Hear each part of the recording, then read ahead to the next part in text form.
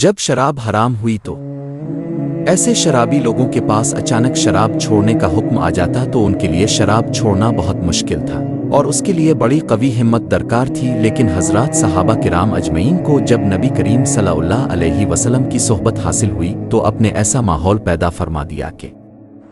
ہر شخص صاحب ہمت بن گیا، ہر شخص صاحب تقوی بن گیا، ہر شخص کے دل میں آخرت کی فکر تھی، ہر شخص کے دل میں اللہ تعالیٰ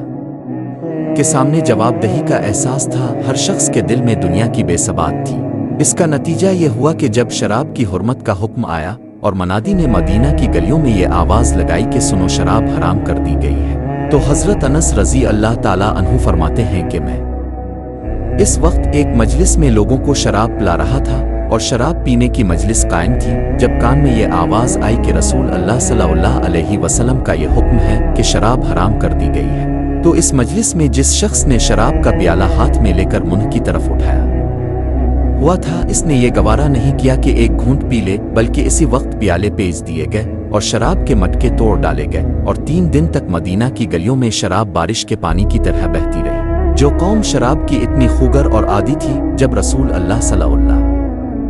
علیہ وسلم کی طرف سے ایک حکم آ گیا کہ شراب حرام کر دی گئی تو اسی وقت شراب چھوڑ دی۔ یہ ہمت اور تقوی کہاں سے پیدا ہوا؟